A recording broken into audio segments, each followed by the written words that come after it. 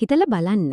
ලෝකේ වටේ කොච්චර දේවල් සිද්ධ වුණත්, කොයිතරම් ප්‍රශ්න ආවත්, ඇතුළතින් පොඩ්ඩක්වත් කම්පා නොවෙන නොසැලෙන මනසක් තියෙනවනම් කොහොමද දැනේවිද?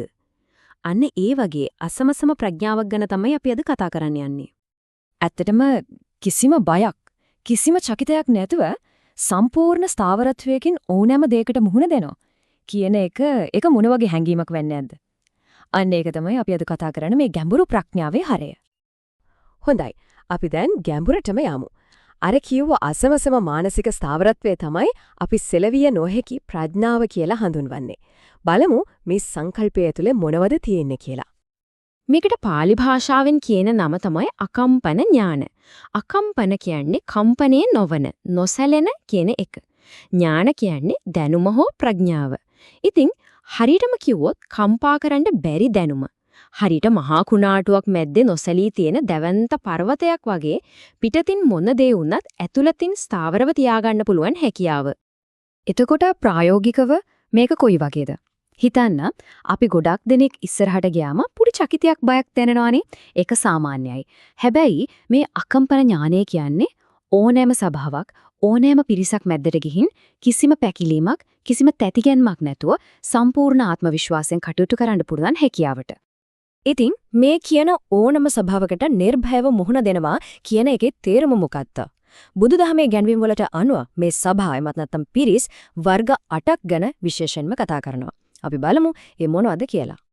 මූලාශ්‍ර ග්‍රන්ථවල සඳහන් වෙන විදිහට අකම්පන ඥානය කියන්නේ අර විශේෂිත පිරිස් 8ක් මැදට යනකොට සම්පූර්ණයෙන්ම නිර්භයව ඒ වගේම තමන්ගේ විෂයී ප්‍රවීණියෙක් විදිහට කටයුතු කිරීමේ මානසික தත්ත්වය. එහෙනම් මෙතන තියෙන වැදගත්ම ප්‍රශ්නේ තමයි මේ තරම් නොසැලෙන මනසකින් මුහුණ දෙන්න ඕන මේ කියන අටපිරිස කවුද කියන එක.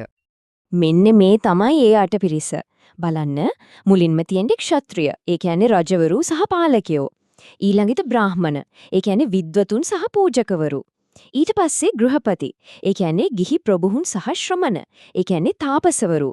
මේ හතරම මිනිස් ලෝකයේ බලවත් කණ්ඩායම්. හැබැයි කතාවේ තියෙන ඉවර වෙන්නේ නැහැ. ඊළඟ හතර දිහා බලන්න. චාතුම් මහරජික සහ තාවතින්ස කියන දේව කොට්ටාස. මාර කියන අමනුෂ්‍ය බලවේග.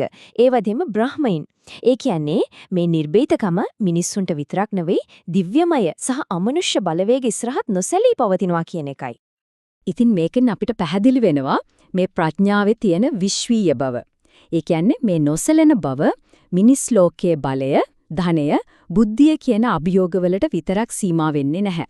ඒක පැවැත්මේ සියලුම තලයන් හරහා දිව්‍යමය ලෝකවල ඉඳන් අමනුෂ්‍ය බලවේග දක්වාම එක වගේ ස්ථාවරව පවතිනවා. ඇත්තටම මේ අකම්පන ඥානය කියන එකම කොච්චර ගැඹුරුද නේද?